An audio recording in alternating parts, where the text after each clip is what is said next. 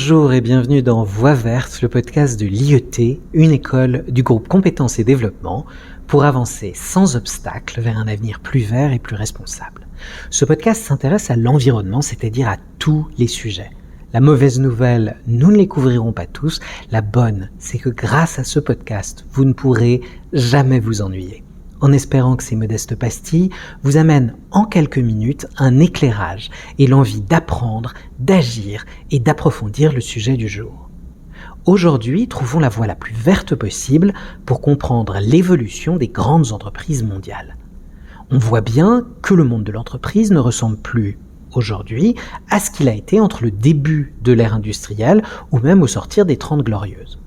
Dans The Corporation in the 21st Century, l'économiste britannique John Kay analyse les transformations des grandes entreprises contrastant avec les modèles classiques du milieu du XXe siècle. Il décrit leur évolution, marquée par la mondialisation et l'influence croissante de la logique financière. Ce changement a favorisé la quête de valeur pour l'actionnaire, souvent aux dépens de pratiques durables et de performances à long terme. Le livre se concentre sur les multinationales, laissant les PME relativement intactes dans leurs principes fondamentaux. Dit autrement, nos petites et moyennes entreprises obéissent à une logique plutôt constante depuis le début du XXe siècle, les grandes entreprises, plus du tout. Kay critique la fétichisation du profit à court terme et des fusions-acquisitions motivées par des intérêts financiers ou personnels. Ces pratiques, dominées par l'ego des gestionnaires et les bénéfices des banques et des consultants, ont souvent conduit à des échecs notoires, comme ceux de General Electric ou de Marks & Spencer.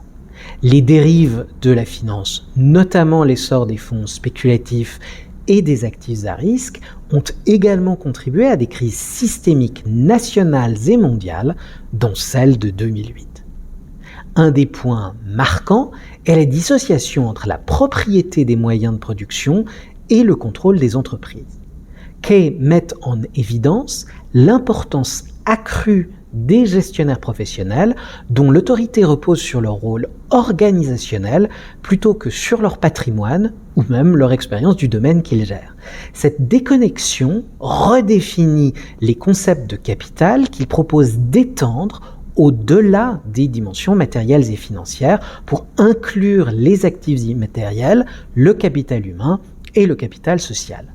Cela permet donc de se poser des questions sur le foisonnement des procédures et leur couplage obligé avec les outils informatiques, mais aussi sur l'accroissement de la proportion du personnel de gestion par rapport au personnel technique, de l'importance croissante accordée non sans impact sur les relations de travail, d'un côté au contrôle des performances et à l'évaluation, de l'autre aux droits individuels des employés. Tout cela dans un système se voulant toujours plus mondialisé. L'auteur examine aussi l'émergence de nouveaux modèles d'affaires incarnés par des entreprises comme Uber ou Airbnb qui reposent sur des plateformes et des franchises. Ces organisations valorisent davantage l'innovation technologique et les compétences humaines que la possession d'actifs physiques, illustrant un changement fondamental dans la structure des entreprises du XXIe siècle.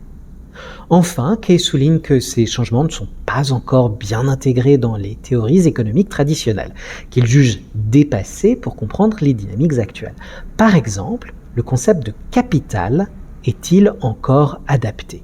Dans une économie complexe fonctionnant selon les principes et à l'aide des mécanismes qui prévalent aujourd'hui, le profit des entreprises, suggère-t-il, ne devrait plus être décrit comme le produit du retour sur le capital investi, mais, ressuscitant un concept longtemps exclusivement utilisé pour les revenus de l'agriculture, comme celui d'une rente obtenue en fournissant des biens et des services. Il appelle à une révision des concepts de profit, de capital, de rente, dans une économie complexe, tout en promettant de développer des solutions pratiques et stratégiques dans un second volume. Cette réflexion s'inscrit dans sa vision plus large d'une économie qu'il voudrait équilibrer entre compétition et coopération. Ça t'intéresse? Tu voudrais en savoir plus? N'hésite pas à compléter ou poser tes questions en commentaire et si ça t'a plu, like et partage. La voie est libre pour un meilleur environnement, le mouvement peut se faire en toute sécurité vers la transition écologique avec IET. À bientôt pour entendre de nouvelles voix vertes.